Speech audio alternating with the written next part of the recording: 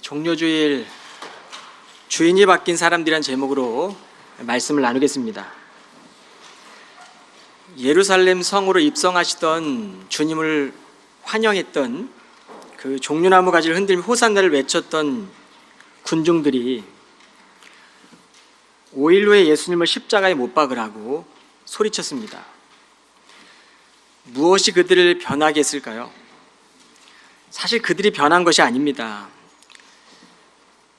예수님은 처음부터 그들이 원했던 왕이 아니었습니다. 그들이 원했던 것은 로마의 압제에서 자신들을 해방시킬 정치적 메시아였을 뿐입니다. 자신들의 방식대로 기적을 일으키고 자신들이 원하는 영웅이 되어줄 왕을 기대하며 그들은 호산나라고 외쳤습니다. 그런데 예수님은 그들이 원했던 모습으로 오시지 않았습니다. 주님이 공생애 동안의 삶을 보면 가난한 자 이웃이 되어주셨고 세리와 죄인의 친구가 되셨습니다. 병들고 소외된 자들을 찾아가셨습니다. 이것이 하나님의 공의와 사랑입니다. 오늘 우리는 예수께서 십자가로 가시는 그 길 시작점 위에 함께 있습니다. 온 세상의 메시아 되심을 공개적으로 선언하는 그 입성하는 순간에 왜 주님께서는 그토록 보잘것없는 어린 나귀를 타시고 입성하셨을까? 여러분, 주님께서 하셨던 공생의 모든 사역을 보시면, 복음서에 보면 예수님의 사역은 그 사역의 뿌리는 하나님의 뜻을 이루기 위함이었습니다. 그래서 복음서 여러분 묵상하시다 보면 하나님의 뜻을이라는 말을 많이 하고 있습니다. 예수님이 뜻을 위해 성취하신다라는 말씀을 합니다. 어린 나귀를 찾아오신 것도 구약에서 예언했던 이 하나님의 뜻이 이루어지도록 하기 위함이었습니다. 오늘 본문 4절 5절을 보시면 이 일은 옛 선지자의 예언이 이루어지기 위한 것이었다. 곧 시온의 딸들에게 일러라. 보라, 너희의 왕이 너에게 오신다. 그분은 온유하고 겸손하셔서 나귀를 타셨는데 어린 나귀 곧 멍에 매는 어린 나귀를 타고 오신다. 예수님은 벳바게라는 동네에 제자들과 함께 가셨습니다. 그리고 벳바게의 동네에서 맞은편에 있던 마을로 두 제자를 보내십니다. 그 이유는 너희가 저 동네로 들어가면 나귀 한 마리가 그 새끼와 같이 매여 있을 것이다. 그 나귀를 풀어서 내게로 끌고 오너라. 혹시 누가 왜 끌고 가는지 묻거든 그에게 대답하기를 주께서 쓰시겠답니다 하여라. 그러면 아무 말 않고 나귀들을 곧 내어줄 것이다. 이 오늘 본문의 기사는요, 사복음서에 다 수록되어 있습니다.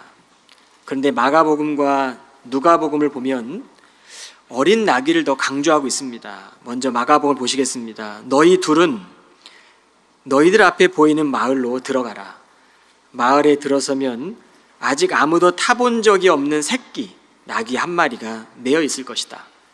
그 나귀를 풀어 이리로 끌고 오너라. 누가복음을 보면 눈앞에 보이는 저 마을로 들어가면 아직 아무도 탄 적이 없는 어린 나귀 한 마리가 길가에 매여 있을 테니 너희는 고삐를 풀어서 그 어린 나귀를 이리로 끌고 오너라. 여러분, 어린 나귀가 상징하는 것은 겸손과 평화입니다. 오늘 본문의 이 어린 나귀는 하나님과의 피조물과의 관계 속에서 다른 관계를 드러내고 있습니다. 어린 나귀는 입성하시는 예수를 태우는 특별한 영광을 누렸습니다. 작고 보잘것없는 이 나귀를 통해 하나님께서 오늘 우리에게 주시는 교훈이 있습니다. 주님은 우리가 약할 때 강함 되십니다. 지금도 세상은 크고 강한 것을 찾아 호산나 호산나 구원을 이뤄달라 외치지만 하나님은 작고 연약한 것을 선택하셨고 사용하셨습니다. 그리고 예수께서 제자들에게 너희가 왜 끌고 가는지 묻는 사람이 있거든 주께서 쓰시겠다 하면 내어줄 것이다. 하나님의 약속이 성취될 것이다 라는 뜻입니다. 오늘 이 주가 쓰시겠다라는 이 짧은 구절 안에 담겨져 있는 두 가지 영적 의미를 한번 살펴보겠습니다. 첫째는 주가 쓰시겠다라는 것은 인생의 주인이 바뀌는 것입니다. 헬라어로 주라는 퀴리오스는 온 세상을 통치하는 주인을 뜻합니다. 그런데 이 호 퀴리오스는 내 인생의 유일한 주인, 이 정관사 호라는 게 붙었기 때문에 유일한 주인이 누구인지를 우리에게 보여주고 있습니다. 예루살렘 입성길에 주님이 어린 나귀를 타고 올라갑니다.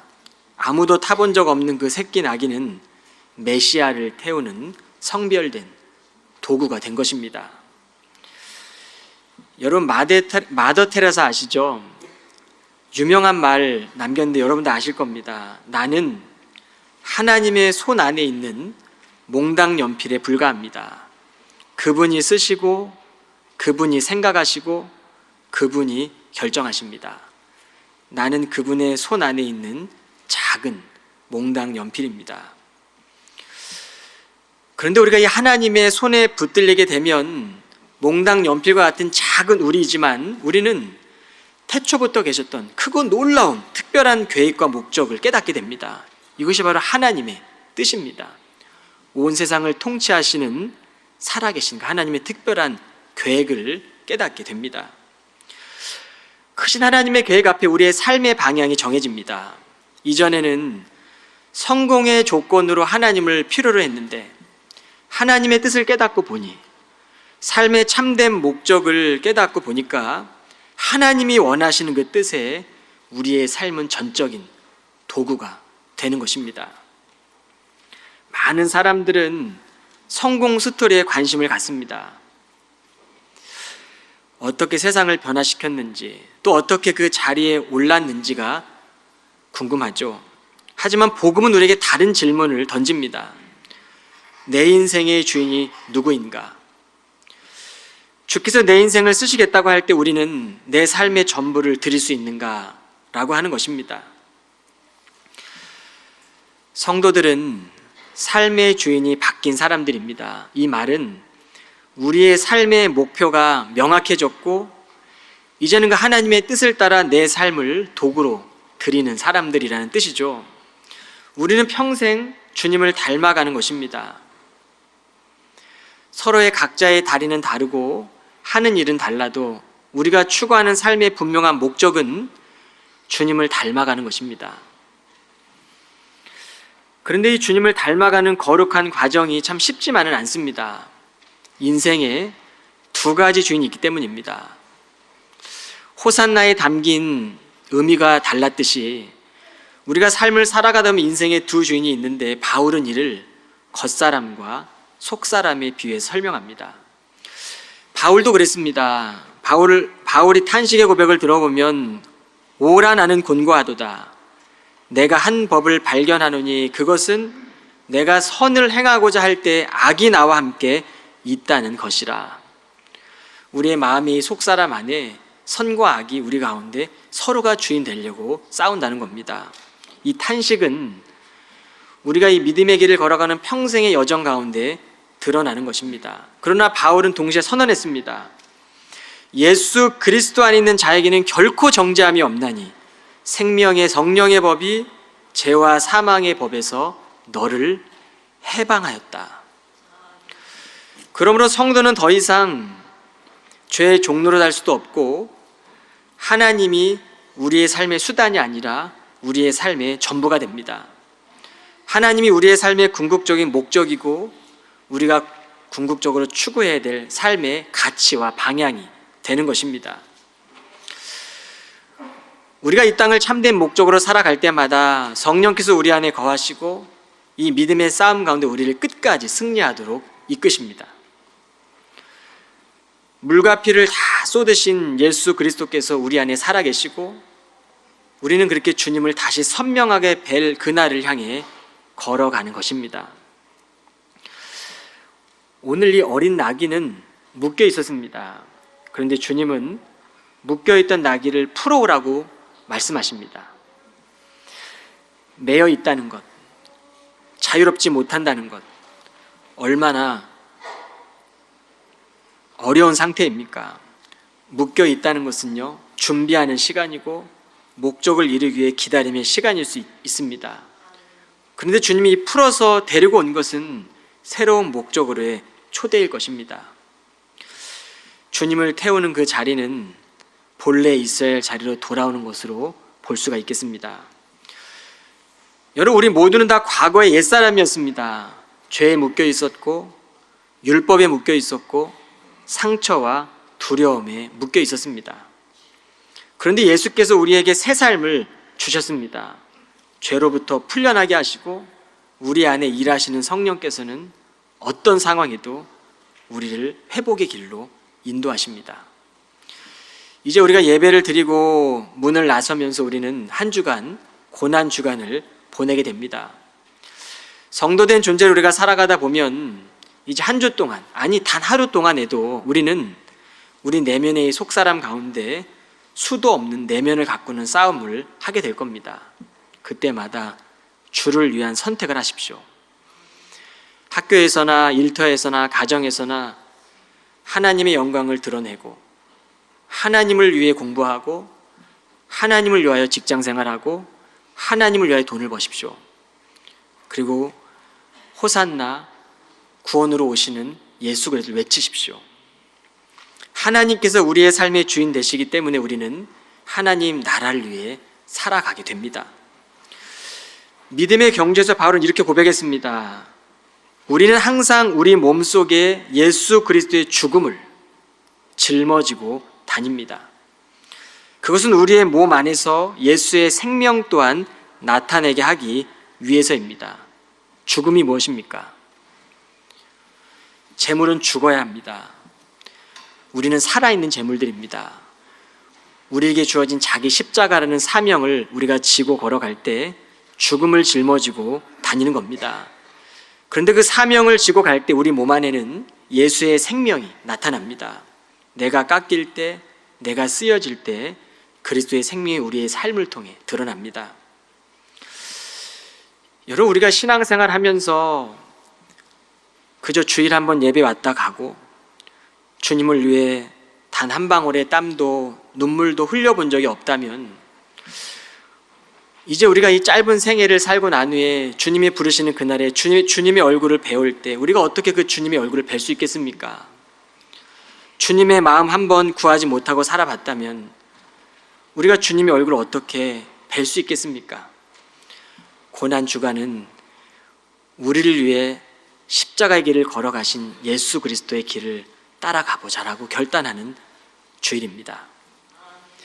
주가 쓰시겠다라는 이 구절 안에는 십자가의 길을 걸어가겠다라는 의미가 담겨 있습니다. 고난 주간은 주가 걸어가신 뒷모습을 보는 시간입니다. 주님은 소망이 되셨고 우리 안에 영원한 영광을 드러내셨지만 그는 참고 견디며 그 길을 걸어가셨습니다. 주님께서는 인자가 온 것은 도리어 섬기려 하고 자기 목숨을 많은 사람의 대속물로 주려 함이다라고 본인이 온 것에 대한 목적을 설명하셨습니다. 환대를 받는 삶이 아니라 십자가를 지는 삶이 예수님이 이 땅에 오신 목적이었고 사명이었습니다. 주님께서 우리에게 그 사명의 길을 걷는 뒷모습을 보이셨습니다. 여러분, 우리는 사명자들의 뒷모습을 봅니다. 그런데 앞서 걸어간다는 것, 리더로 살아가고 사명자로 살아간다는 것은 위험한 자리에 서는 겁니다. 뒷모습은 우리가 볼 수 없는 자리고 실수하는 자리일 수도 있습니다. 그러므로 우리는 사명자의 길을 걸어갈 때마다 주님 바라보고 나를 따르라고 명령하신 주님을 우리가 분명하게 바라보고 우리의 초점이 늘 흐려지면 안 될 것입니다. 고통 없는 영광은 없고 십자가 없는 부활도 없습니다. 주님은 십자가의 고통을 견뎌내심으로 우리에게 영원한 생명을 주셨습니다. 그러므로 주를 따르는 사명자들은 어려움이 따르고 오해를 받고 때론 비난이 있더라도 견딜 수 있어야 합니다. 예수께서 따르라고 하신 말씀이기 때문에 그렇습니다. 그리고 묵묵히 주님을 따라가면 됩니다. 마가복음 10장 32절에 보면 예수께서 앞서 가시는데 그들이 놀라고 따르는 자들은 두려워하더라. 주님이 걸어가는 뒷모습을 보는 제자들이 예수님을 바라보면서 두려워한 겁니다. 왜 두려워했겠습니까? 제자들이 본 것은 죽음을 향해 걸어가는 주님의 뒷모습이었습니다. 제자들이 놀랬던 이유는 예루살렘에서는 예수를 죽이는 자들이 기다리고 있었는데 예수께서 제자들을 이끌고 앞서가시는 비장한 자세 때문이었을 것입니다. 우공이산이라는 사자성어를 들어보셨습니까? 어리석은 늙은이가 산을 옮긴다 라는 뜻입니다. 우공이란 한 노인이 큰 두 산 사이에 살고 있었습니다. 두 개의 큰 산이 그 길을 막고 있기 때문에 이 우공이라는 노인은 자손들과 함께 그 산을 파서 산을 옮기기로 결심합니다. 그런데 주변 사람들이 비웃으며 말했습니다. 도대체 늙은이가 무슨 수로 큰 산을 옮기겠소? 비웃는 겁니다. 그때 우공이 대답합니다. 내가 죽으면 나의 아들이 산을 계속 옮길 것이고 나의 아들이 죽으면 그 아들의 손자가 계속 이 산을 옮길 것입니다. 산은 커지지 않지만 우리는 계속 늘어날 것입니다. 일본의 니시오카 가문이라는 이 가문은 세계 최고의 목조 건축물을 무려 1400년 동안이나 지켜왔던 가문입니다. 1000년이 넘도록 지탱할 수 있던 그 비결은 노송을 썼기 때문이라고 합니다. 나무의 생명력을 오랫동안 견뎌냈던 그 연수로 측정했던 것입니다. 세상의 성공만을 쫓는 사람들의 눈에는 십자가의 삶을 따르는 것이 어리석어 보일 것입니다. 그런데 바울은 구원받은 성도들에게는 그리스도를 따르는 삶이 하나님의 능력이 된다고 말씀했습니다. 그런데 우리가 꼭 기억해야 할 것이 있습니다. 하나님의 사명은 우리의 힘만으로는 이루어지지 않습니다. 주님이 먼저 그 길을 걸어가셨기 때문에 우리는 주님 바라보며 감사할 수 있고 주님 바라보며 우리가 찬양하며 신뢰하며 따라갈 수 있게 된 것입니다. 어린 나귀는 예루살렘 길이 어디로 향하는지 몰랐을 겁니다. 우리도 그렇습니다. 지금 우리가 지고 있는 십자가가 어디로 향하는지 보이지 않을 때가 있습니다. 하나님의 뜻은 분명하지만 고난이 찾아올 때도 있고 현실의 치열한 현장 가운데 어둠이 느껴질 때가 있을 겁니다. 그런데 하나님은 그 미련한 방법으로 빌립보의 법정에서 판정패에 당한 것처럼 보였습니다. 그런데 구원을 얻게 된 우리는 그 십자가에서 부활하신 주님의 능력을 경험하게 됩니다. 2000년이라는 이 기나긴 긴 세월의 기독교 역사는 믿음의 선배들이 걸어간 길이기도 하지만 지키고 버텨낸 세월이기도 하지만 신실하신 하나님께서 그 약속을 지키고 세우신 역사입니다. 우리가 믿음의 길을 걸어가며 십자가를 바라볼 수 있다는 것은 우리와 함께하고 계시는 영원히 함께 하시는 그 신실하신 하나님의 약속을 붙드는 것입니다. 우리는 예루살렘으로 가는 그 길, 십자가의 길을 가는 그 길이 사람의 환호성으로만 갈 수 없음을 잘 알게 됩니다. 만일 우리가 이 길에서 그리스도의 약속을 믿지 못하고 내 힘을 의지한다면 그 길을 따르는 것은 고행일 뿐입니다. 그러나 하나님이 자신을 선택했던 사람을 버리지 않으시고 끝까지 지켜주시기 때문에 우리는 그 약속을 성취하게 됩니다. 제자들이 예수님을 떠났을 때에도 주님은 그 제자들을 다시 찾아가셔서 회복시키셨습니다. 예수님을 떠났던 제자들이 성령을 받은 후에 비로소 주님의 본심을 깨닫게 됩니다. 주가 이루신 그 복음은 제자들이 있어야 할 그 자리로 다시 옮겨 오셨습니다. 그리고 주님의 길을 끝까지 따라가도록 성령의 충만함을 부어주시고 그 길을 가도록 밀어주셨습니다. 우리가 살아가는 이 시대가 참 혼란스럽죠. 전쟁이 일어나고 연약한 사람들은 이유도 알 수 없고 그 전쟁터에서 무고한 생명을 잃어갑니다. 그 불안이 우리의 삶을 짓누르기도 합니다. 그러나 주님 오셨습니다. 그리고 주님이 우리의 모든 죄를 용서하셨습니다. 그리고 화평을 이루셨습니다. 그 주님을 믿으십시오. 그 주님 우리의 삶에 항상 찾아오셔서 위로와 격려로 함께 하실 것이고 평생 우리가 이 길을 걸어가며 믿음의 용기를 지니고 나를 따르라 하신 주님 말씀을 끝까지 따르게 할 것입니다. 이제 부활의 생명이 깊은 땅 속에서 보이지 않지만 싹트고 있습니다. 어둠을 이기신 주님의 곁을 지키시길 바랍니다. 십자가의 고통을 우리가 지나갈 때에도 죽음의 자리로 걸어가신 예수님이 어리석어 보이고 무력해 보일지라도 여러분 끝까지 주님 곁을 지키십시오. 그리고 주님을 따르십시오. 하나님은 예수와 같이 믿음의 성도들을 하나님의 보좌 우편으로 끌어올려 주실 것입니다. 고난주간 끊임없이 찾아오는 각자의 십자가를 회피하지 마십시오. 십자가에서 주님은 불과 같은 죽음의 고통을 견디셨고 죽음을 이기셨습니다. 고난주간 우리가 져야 할 사명의 십자가를 감사함으로 져보시길 바랍니다. 하나님께서 그 자리를 아름답게 만들어 주실 것입니다.